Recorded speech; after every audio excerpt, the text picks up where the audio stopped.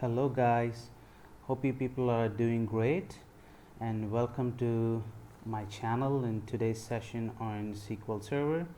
And about me, this is Lokesh and I'm working as a software engineer. My technology stack SQL, Power BI and data science.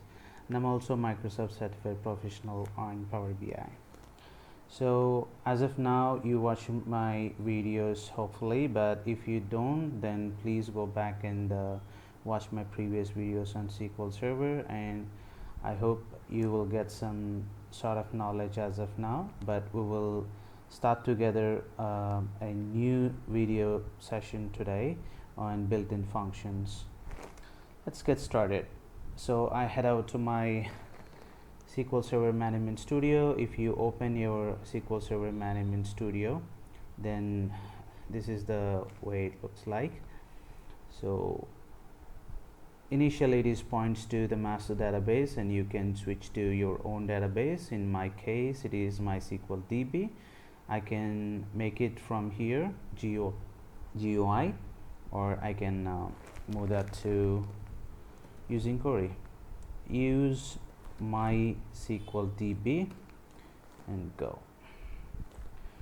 I'm preparing to set my DB first, and then let's get started with our new concept, that is functions. Control E for execution, Control R. Here it is. I set to my database to MySQL DB. Okay, now so in today's session we will see functions. Of course, if you people are coming from the software background, computer technologies, then obviously if you hopefully learned some programming languages, you have heard about the functions. In SQL as well we have two kind of functions, which is nothing but system defined functions and user defined functions. Generally the purpose of the functions is to perform some mathematical operations and calculations on your data. Okay, so in today's session we will gonna see what are the system defined functions, or also called built-in functions in SQL Server. If you want to know what are the different kind of built-in functions or system defined functions in SQL Server, just click on your database. In case of mine it is MySQL DB. Click on that, then you can able to see all these things: database diagrams, tables, views, external resource, synonyms, and programmability, and all these things, right?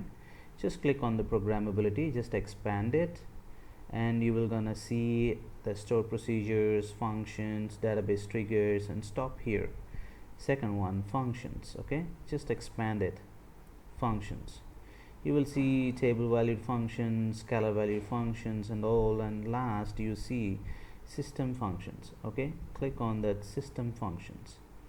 See, now you have got your all system defined functions. One is aggregate functions, configuration functions, cursor functions, datetime, mathematical, metadata functions, other functions, and all those functions. Okay, but in today's session we will gonna see a few concepts of it, few functions only. Okay, because I promised you before in my videos that I will gonna make a separate videos on each set of functions. Okay, I'm just giving you a brief gist on this. So these are the aggregate functions. If you want to know what are the different kind of aggregate functions which are really useful in SQL Server calculations, it is average function, count function, checksum, grouping ID, min and max, and sum function. All these kind of functions comes under aggregate functions. But don't worry, we will gonna see what are each type of function will do and how it performs on the data. Okay, this is just an introduction to the function, so no need to worry about it, just to go through the flow. Second, datetime functions, which are also really helpful. We have couple of different kind of datetime functions in order to manipulate your data on the date. And here as well the mathematical functions, a whole lot of bunch of mathematical functions. Here we have absolute, sine, cos, cosine theta, If you are from intermediate background, any maths background, then you people have a good knowledge on all these kind of trigonometric functions and some rounding functions and square root and cos and tan, all those stuff. And you will see other functions as well, some cast, coalesce, some conversion functions, is null, all those things. But don't worry, we will see one by one. Here it is just I'm letting you know what are the different kind of functions are there. As well, your metadata functions, especially we're coming to the metadata functions. First of all, you should know what is metadata. Metadata is nothing but the information that you are storing in a table structure here is called the metadata. Okay, you can check out the here, if you see call underscore name function, a column name, it will gives you the what kind of information. See, it is showing you, if you hover your mouse, then obviously it will show you what is the purpose of it. Okay, call length, it will returns the defined length of a column in bytes. Means when you create a table and store some metadata into that particular table, then you need to sometimes you need to find out what is the length of that particular column in your table.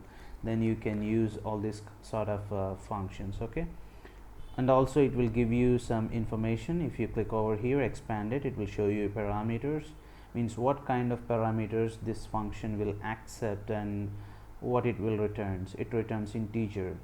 Okay, so all this sort of information you can get from the GUI, which is provided by the SQL Server Management Studio, or you can simply, you have a wonderful Google search engine, so you can Google it for particular functions and you will get the required information depending on your business logic.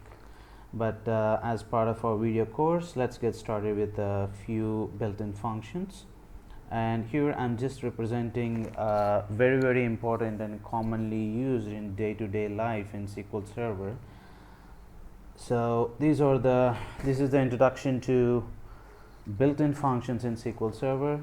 So we have conversion functions, logical functions, and math functions, string functions, and finally date functions. These are the regular day-by-day basis functions that you can use in SQL Server. Okay, let's get started with the conversion functions. What are the conversion functions? The name implies conversion functions because once you create your table with a set of data types, sometimes you need to perform special operations on that particular columns. In order to do some special operations, you need to convert one form of data type into another form of data type, and you may append or you may add or you may do some sort of operations on the data. So for that case, if you want to perform any kind of conversions from one sort of data type to another sort of data type, then obviously you have to touch these two guys. One is cast and another one is convert. These two are very important, especially when coming to the conversions. Let's see one example with that. Obviously I already switch over to my own database, so no need to execute this query. Otherwise you can execute, nothing will happen, it's already in the same line of business. See, if I believe I already have created this employee data table before. So select star from employee data. I'm just retrieving the data from my table. Control E for execution. So you see what sort of data I have here. I have serial number, an employee name, employee ID, what kind of job they are doing and which company they are working, and what is the salary of each employee. Okay, so my sort of thing is this one. I just want to create select S name, means employee name, and I just want to concatenate. So this is the concatenation in a naive manner, but we will see what is the concat function will do. Of course the concat function will do the same thing, but that is using function, but this is just a naive method how to do concatenation. Okay, S name plus symbol with a concatenation. I want to do some concatenation with employee ID, and I just want to create this one column name as some what do you call employee code. Okay, so that is the alias name of the this particular column. Okay, I just want to add. So before going to add, first of all you need to see what kind of data types these two columns can offer to you. Okay, so that is really important. But if you don't see and if you just execute, then let's see what will happen. Okay, Control E for execution. Okay, it will throw you an error. Okay, what is the error? Conversion failed when converting the varchar value John to data type int. What is telling you? Because you have a name John, it's supposed to convert from varchar to integer value. It is facing some issue, conversion failure. Okay, so what I'm doing here is, before going to do that, just want to see what are the different kind of data types are there in that particular table employee data. For that we have a system built help function, sp underscore help. Help. What it will do is, sp is store procedure, s stands for store, p stands for procedure, store procedure underscore help. It will do single quotation, give your table name. This is my table name. Okay, Control C and Control V.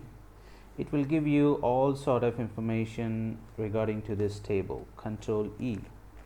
See, what is the name of the table? It is employee data. Who is the owner? DBO. Of course, the default owner is always DBO. DBO means database object. Okay, see, if you guys missed all these terminologies and all, please do watch my previous videos, and I'm pretty much confident you will get some information from my previous videos in order to understand all this stuff. See here in the second table, it is showing you column names. What are the different kind of column names in your table and what kind of data type each column takes.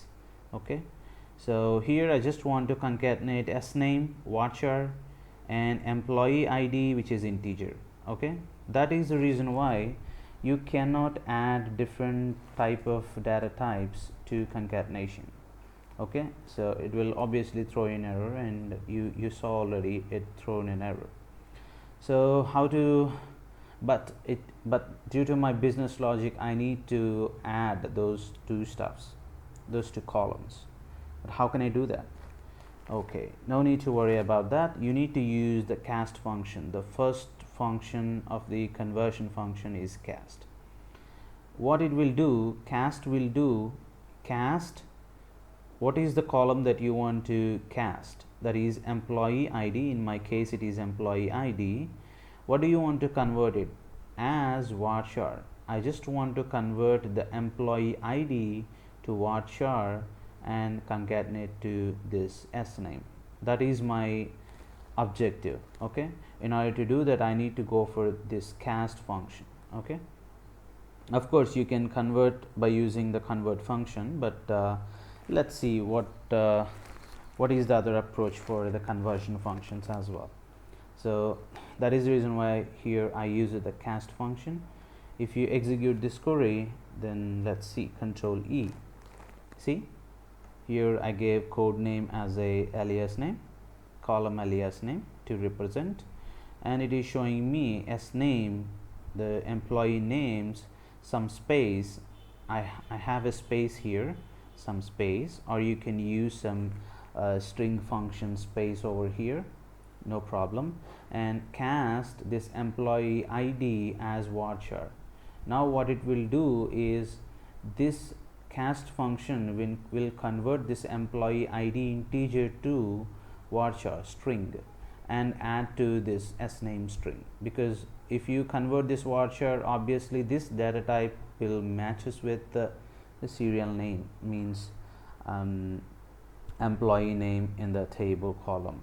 then it will concatenate and it will give you the required output. Okay, so in such a cases you have to use this cast function or convert function as well. Okay, you can use any kind of function, there is no difference. I'll show you that part as well here. Space, I can give you, that's a different way, but I can give you as a space function. No need to worry about all these functions, and you will get you all this information in coming days. Okay, when I deal with string functions and all.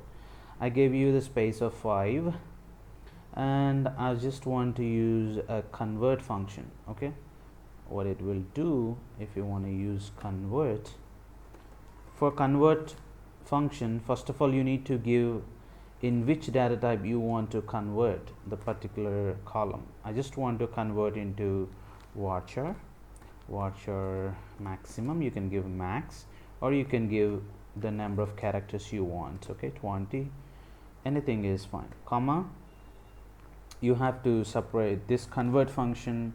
Exactly works with first of all the data type which you want to convert, and the conversion parameter, in case of mine it is employee ID. Okay, so now let's see both results. Obviously it will gonna give you the same results, see, but here I used just a space, but here I used a space of 5 characters space I used here. Okay, that is the only difference you can see from both things. But well, coming to the results, it is absolutely same result you will gonna see. Okay, here Tommy got 110, Tommy append with 110, Julia and Paul as well, right? Okay, the very important of its own importance of conversion function, especially when it comes to the date times. This is really important when you're dealing with the date times, because depending on your country and depending on your location and depending on your requirement, you need to adjust your dates in the data to different formats. Okay, in order to do that, the convert function is the best guy for you. So first of all, let's see what the get date will do. Okay, let's break down this code one by one. So get date function is a date time function, and if you say select get date, what it will return, it will obviously give you today's date. Okay, get date, today is 2019 11th month November, 09 is the date, and it is 11:47 morning. Okay, so Control R, that is the information get date will give you. Now what you're doing by using a convert function, you already saw the convert function here in the previous example. Now I'm saying select convert this get date, I just want to convert in varchar. Okay, that is the first parameter, in which data type you want to convert your get date. I just want to convert it to the string, that is varchar maximum, because I don't know what is the length of it. So generally the varchar length is 255. You can give 255, or you can give your specified length depending on your requirement, or you can simply say max. Okay, and get date here, and comma 100. These 100, 101, 102, 103 and 104, all these numbers are used to convert that particular date into particular format. So all those numbers are generally formation numbers. If you say 103, it will gives you different kind of format, and if you say 111, it will going to give you a different kind of formats. So for example, I gave you all this stuff, but I will not execute all these things because I already gave you what kind of results it will deliver. Okay, so I just execute these two. Let's see the results. See, same date, but in a different format. Here in first case I used 100, so it is showing me November 9 2019 and what is the time, my local time. And here in this case it's like a long date, but when come to here, it is a short date. It's just a month, date and year. That is the format it offers to me. And if I use some sort of numbers again, 102 or 103, I can get different formats. Okay, Control E. See, here it is a dot format, year, year dot, month dot and the day. But while coming to here, it is day slash month slash year. So likewise, you have a different sort of formation numbers. All these dates are available in Google as well. So for the simplicity, I have copied all those stuff and giving to you. You can go and check with different kind of date formats depending on your business requirements or depending on your data as well. So that is from the cast and convert functions. Hope you guys understand the conversion functions, and please do understand the convert function is very powerful, and especially when it comes to the dates. And of course you can use either cast or convert when it comes to your database operations. Both will perform same way, there is no difference. But coming to the convert function, especially if you are dealing with the dates, mostly we use the convert function rather than cast function. Okay, so that's the extra part of convert, and hope you understand all these formats once you guys execute in your query editor. And let's go with another sort of functions that we will gonna see in this video is math functions. Okay, obviously if you want to see what are the different kind of math functions which are here, you just go to system defined functions here and go to mathematical functions. You can see whole lot of functions, but I'm gonna present you only very important functions which are using in day-to-day life. So ABS is nothing but absolute function. What it will do in mathematics, what is absolute function will do? If you execute this query, it will give you 10,002. Okay, it will gonna give you absolute value of that the value which is provided into that bracket. Let's see with some difference. Okay, then you will understand. Control E. See, what is the difference between absolute value of 10.002 and minus 10.2? Of course, even though you have represent with a negative sign or negative number or a positive number, it will always give you the absolute function, always give you the positive value of that particular number. Absolute means it is a modulus number. Okay, modulus of the particular number, whatever you want to provide in that particular function, it will give you that number. Okay, without any signs, without whether it is a positive sign or negative sign, but absolute function will give you only a positive number. Okay, and while coming to all these cosine, cos, sine and tan, all these are some trigonometric aspects of mathematical functions. You can give some sort of value and it will gonna throw the values as well depending on the trigonometric values. Okay, Control E. See, a cosine of this 0.2515 value is this one. Similarly, a sine of that value is this one. It is different from, because of we are using here a sine and here a cos and here a tan. Okay, so just keep in touch with all these functions if you really want to use the mathematical operations on it. But otherwise, these are the very commonly used functions in SQL Server. Floor and exponential, rand and sine function, and square root and square and power. So these are the rounding functions as well. These are the most common functions which are using in SQL Server, especially math functions. Okay, we will see one by one what it will do. What is the floor? The name suggests Floor means it will always, if you consider a home, what is the floor? Floor is always the downward value, downwards. Ceiling means on your rooftop, okay, that is called ceiling. So it will always give you the top value, upper value of the value which is provided into that function. Okay, let's see with an example.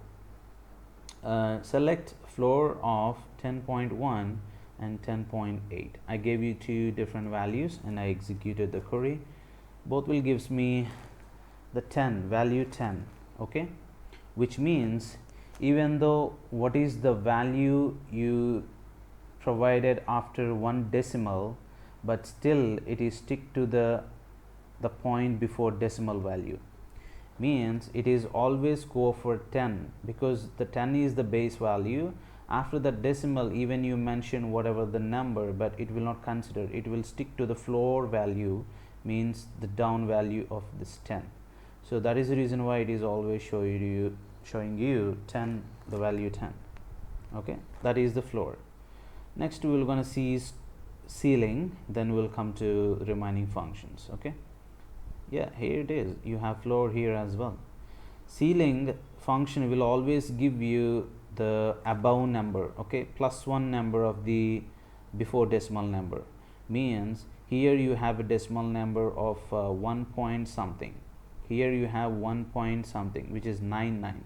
Even though if you put 1 9 or 2 9s or 3 9s, but it is always show you the number 2, means +1 value. Let's execute, Control E. See, even though what is the value you have provided after decimals, it is always go for +1 value. When comes to the floor, it is always -1 value. Okay, so in this way you have an idea on when to use floor value and when to use ceiling value. Ceiling values are always after decimal, it will gonna increase to 1.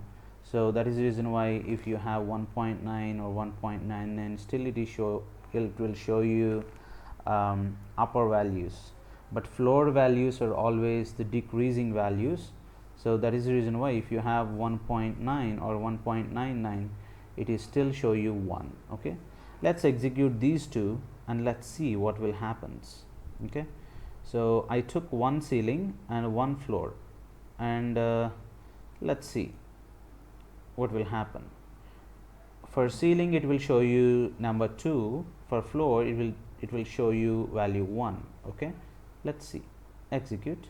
See, for first one is a floor, so it is showing you number 2, and second one is no, first one is I'm sorry, first one is ceiling, right? So we executed these two, right? Yeah, these two. So ceiling always give you after decimal 2, number 2, because it is 1.99 or 1.9, whatever may be the value, but it is +1 to this value. Okay, that is the reason why you have 2 here. But floor, it is always stick to the floor value, even though if you have 1.9 or 1.99, it still go for stick to the downward value, that is 1. Okay, okay, now you see different functions as well. Exponential functions, e to the power of, exponential means e to the power of x in a scientific approach. So exponential of 10.15 is that much value. Okay, so rand function will always give you the values between 0 and 1. Okay, it is better if you have knowledge on it, because rand function is a different kind of function. Rand will give you the number ranging between 0 and 1. Okay, how many times you execute, irrespective of your execution, it is always give you the ranging between 0 and 1. Let's get execute this one. 0. What is the value? 0.6239 something, right? If I execute this one again, then this value changes. Let's see. See, hope you observe. If I execute each time, it is keep on changing the value, but it shouldn't less than 0 and it is not beyond 1, which means this value always shoots between 0 and 1. Okay, that's it. That's from rand function. Oh, where is this rand? Okay, this is the rand function.